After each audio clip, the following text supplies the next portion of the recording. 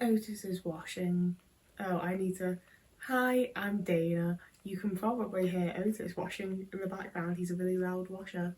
And he's also currently a stress washer, and I can't make him stop. Nothing will distract him. It's driving me a little bit mad, and I also feel horrendously guilty about it because he has little bulb patches, and I feel really bad about it, but I am giving him calming treats and snacks, and we have featherweight plugins about, and like I'm doing what I can. But if you hear him washing, that's what's going on. I did make whole notes to make like a whole actual proper real video. I don't have it in me. I don't have the brain power. I don't have that capability. I don't have it in me to make big sentences and proper words and put like real... It's not there. That's not for now. Which is frustrating because I really need to pre-film videos because I think it's going to take me a hot little minute to get my Wi-Fi sorted when I move. So after Friday, I don't know when I'm going to have Wi-Fi. So I don't know really how I'm going to be able to upload videos. I'll have to like go to a library, I don't know. So I should really be pre-filming and pre-editing and scheduling and getting things uploaded so that I have some like buffer time. If I did that, I wouldn't be maintaining any other fucking area of my life or doing any of the other things that I need to actually do in order to be able to move. This is where it really feels like I've been riding like burnout waves where I don't have any fucking option. This has happened like every fucking year for the last 4 years, maybe a little bit longer. More or less every year and a half, I have to move house, which is always the major fucking stress. I move into a place and 2 months later, I'm like, God, I need to think about moving soon. So I have like a couple of months where I sort of relax and sort of feel settled and kind of feel a little bit safe. And then it's go, go, go again, get things sorted. You need to be a person, you need to function, you need to be capable, you need to get things done. And I use all of my energy up on that. And then I have my little dip of burnout where I can like accept that I'm burnt out and not have to just fucking ignore it and push through and deal with it. And then after a couple of months of that, I'm like, oh God, I need to figure out where I'm moving to. So it's those like waves of, I have a little while where I'm like, can I feel okay? Can I start to like heal and reset and recover and relax? And right about when it feels like maybe I could start to do that, everything starts back up again. I need to be all go, go, go, and I need to get my life sorted. I need to be a person, I need to be on it, I need to be together. And the last like several times I've like, and that's the thing as well, is that like living with my parents was quite similar to that. I had one point with my ex-boyfriend who was like really abusive, so it wasn't a particularly nice or safe living situation, but I had 4 years I think in the same house without having to move, and that was fucking delightful. That was a settling that I didn't know was possible because my family moved so often from when I was the age of like 11. So I every single fucking time that I've had to do it myself as an adult, I've already been like, I don't know how much more of this I have in me, I don't know how many more times I can do this. Just from the amount of times that I had to do it as a teenager. Never mind now that I'm 28 years old and having to do it all again. But I am really, really hoping that this house is nice and I like the area so that I can just fucking stay there for a bit and like just keep renewing the tenancy. I would really like to feel settled and feel good. And I think that would be a massive, massive step in me being able to actually recover from my burnout and feel okay again and to like figure my shit out a bit and just, you know, like it's hard for me to get myself to do things like shower and do the laundry and eat real food. I know that's not gonna like suddenly become easier, but I also do think it will suddenly become easier when I'm in a space that feels more comfortable and I'm in like a headspace where I don't have something hanging over me. I'm like, I need to be on the move, I need to be doing this. This isn't a permanent solution, this isn't a permanent place to stay. This isn't, like, once I know I'm not staying somewhere, it doesn't feel the same level of safety anymore. And I think just not having all of that hanging over me will actually make things a bit easier and will make it just not so fucking awful. I'm not expecting it to like cure my autism and make me a normal person and make everything fucking easy, don't get me wrong. But I do also think that a massive amount of my anxiety and my like how quick I am to shut down, how quick I am to have meltdowns, how fast I am to like have social overwhelm, to have like sensory overwhelm, all of that kind of stuff. I think that I will probably be able to cope with better when I'm not so burnt out, you know? Like, I do think, you know, there was a terrible sort of alignment in me like fully accepting and realising, being like, oh shit, like I am an autistic person, always will be, with my life, with realising I've been abused since childhood and my boyfriend's abusive, I need to leave this situation and my life sort of crumbling and falling apart. And it was very much, now looking back with the knowledge I have, for the best. But it felt like at the time I was giving up everything I'd ever worked towards, and like everything was crumbling and falling apart, and it was the worst thing in the whole entire world. You know, I do think there's a level to which me like feeling less capable and more autistic and all of that kind of thing ties in with becoming more autistic and less capable, because it all fell apart and everything's been so stressful. And everything was already so fucking stressful and such a nervous system disruptor and just a whole traumatic thing. Like, when you already have all of that and then things get even fucking worse and even harder, I think it's pretty fair that things get harder and it's more difficult to cope, and there's just so much more on my shoulders and in my mind and just so much more going on for me that makes it hard to deal with stuff. And I feel like that makes sense. And I feel like, yes, I'm always going to be an autistic person, but I also feel like I will be a lot more capable of being a person when I don't have all of that, you know?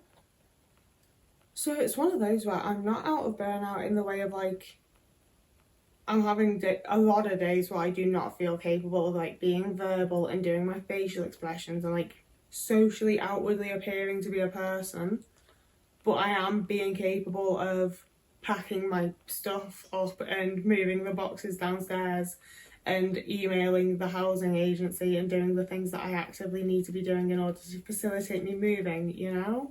And no, maybe I'm not showering and maybe I'm eating loads more takeout, because the idea of going into a grocery shop is entirely overwhelming in a way that it's not usually. Like, it's usually pretty fucking I'm not doing it right now. Like, I usually manage it because I need to. Not a fucking chance. I'm just...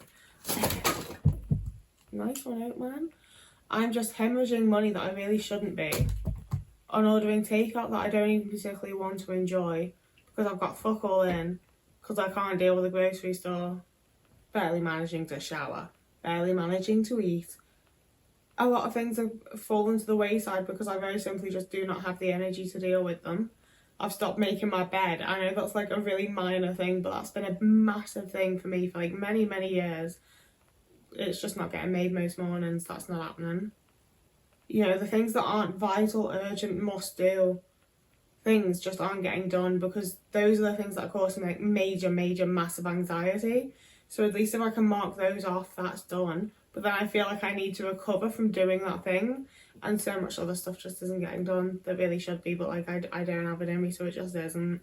And absolutely all of it is being done with the idea of, once I've moved and I've gotten it all sorted, all the stressful shit that I'm dreading, once that's all done, once it's all sorted, once I'm settled, things should be easy. Things should be nice. I looked around the house after it had been like left for months, and like sure, it had been left dirty and a bit like in disrepair, but it didn't have any like major glaring issues, and someone had been living there and they didn't seem to have any issues. Like, I don't think it's going to be like the situation I had before this place, where there were like rats and cockroaches and the house was just falling apart.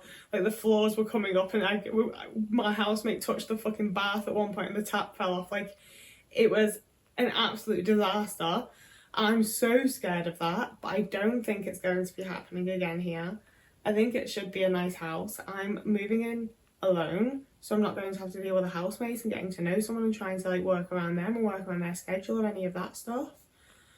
I like the area. I'm not having to move back to an area that's filled with like traumatic memories like the one that I'm in now. I'm moving away from seeing any of like my old family members or my ex-partners or like ex-friends or anybody that I know. Like, all of the traumatic people I could bump into will no longer be an issue. And that's definitely been a part of like my anxiety in regards to like going to new places and going to events and going to gigs and things like that. Because I really don't want to bump into people from my past, and it's a very plausible possibility, you know, like it happens sometimes and I hate it.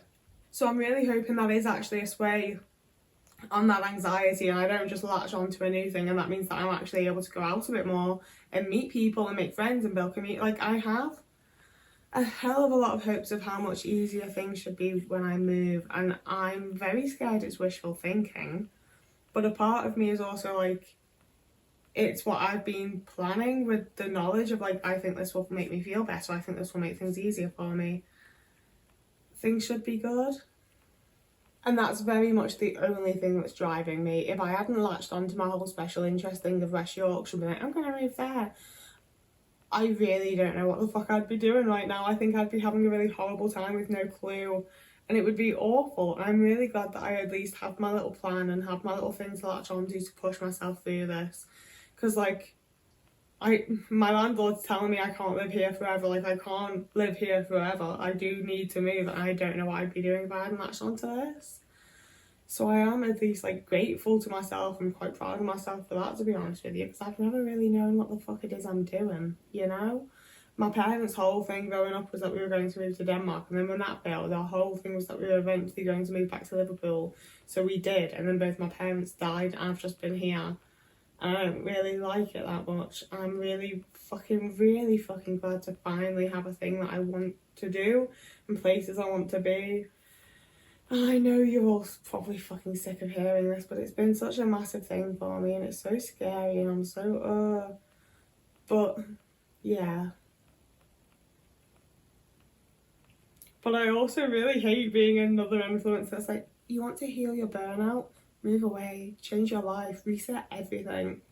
Like, I'm so sorry to be that person, but, like, it's what I need, and it's what I'm able to do. Thanks to the support of my friends. Like, I would not be able to do this on my own. Like, I am doing it on my own, but I'm also like massively not. Like, someone else has paid my deposit, I've got a friend driving up to literally physically move all of my things for me, like, and then my guarantor. Like, I would not be able to do this actually on my own. Like, I do have a lot of like emotional, mental support and financial support. Like, I don't have like financial support, but I have friends that are willing to spare what they can for me in a way that has made this actually possible, in a way that it would not be if I was actually on my own in this, you know? Like, I think I'm getting really lucky at the exact time that I really need to. And I think all of this bollocks and bullshit and horrible shit will pay off, and things will be lovely. And I will be able to just genuinely take a big fucking breath and actually relax for, like, honestly, possibly maybe the first real time in my life. Because, like, realising that my parents had been abusive and all of that was, like, a great big, like, oh, that's why I've, like, always felt, like, coiled and tight and, like, I need to be fucking ready. And I honestly think maybe this will be the first time in my life that I can start to get over feeling like that. And I do think it's been a massive, major contributing factor to my burnout, and how, like, just difficult everything's been, and how, like, consistently just more and more exhausting things are. You know, like, it feels like it has just been an absolute build up on top of a tower of things from like absolute like early childhood onwards, just things piling up on top of me and not really realising, and then having to unpack them all. And I've done a hell of a lot of fucking unpacking, and then it's all just stuff everywhere and I don't want it anymore, and this is the, like, getting rid of it stage. And normally you'd get rid of it by putting that somewhere else, but I'm putting myself somewhere else because I don't want to be around it anymore. And I've kind of lost the analogy, the metaphor, but it's something like that. You understand what I mean. I've really mostly said what I have to say, but it feels mean to me now that it's all settled and cute. But also he is making me way too warm. I've been thinking quite a lot lately about my first, like, bout of burnout years that I had from, like, 16 to, like, 18, and then my dad died, and that was a whole nother, like, fucking era for me, obviously. But it looking back, I'm not surprised I was burnt out to fuck from my childhood, you know? Like, it was a whole time to be had. That doesn't shock me in the slightest. But at the time, I was genuinely going to doctors and therapists and counsellors and, like, anyone that would fucking listen to me and being like, I had a really nice childhood and I've moved out with my really lovely boyfriend And there's just something deeply fucking wrong with me. I can't manage anything, I can't do anything, I don't have any functioning capability. Like, I can't do a single fucking thing. I barely get out of bed. If I get out of bed, it's to sit on my couch and go on Tumblr, because that's the only thing that brings me any like slight bit of joy. Like, I can't do anything. Like, and obviously they kept diagnosing me with depression and putting me on various antidepressants that I would try for 3 months at a time, and they would make me want to die even more, and it was a horrible fucking time. And it's just wild to me how much I genuinely believe that my childhood was not only normal but actively nice, because my parents had tried. But that's a topic for a different video. Are you leaving? No, you're getting even more comfortable.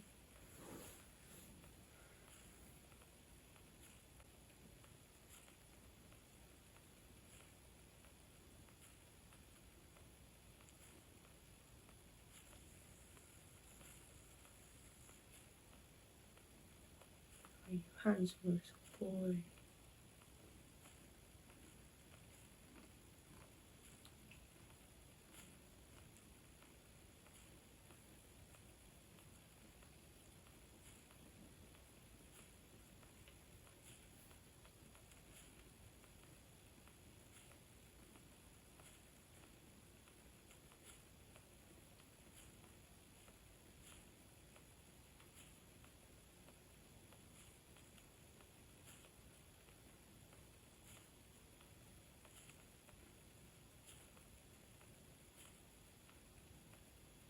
He's just so... I think I might have told you in another video, but I'm very proud of it. The vet said that he sees a lot of cats in a day, but Otis is especially handsome. So I'm quite proud of that, because I too think he is especially handsome. He's just a lovely boy. Little Prince Otis.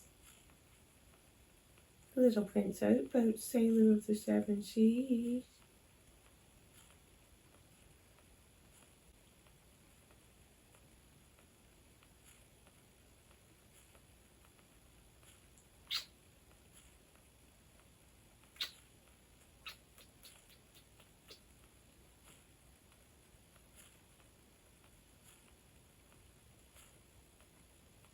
Like and subscribe. You can also find me over on Instagram or TikTok, and you can also find me on Ko-fi or Patreon if you want to help me out like that.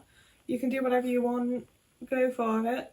Whoever you are, wherever you are, if you have a morning, evening, day, afternoon, with my yeah.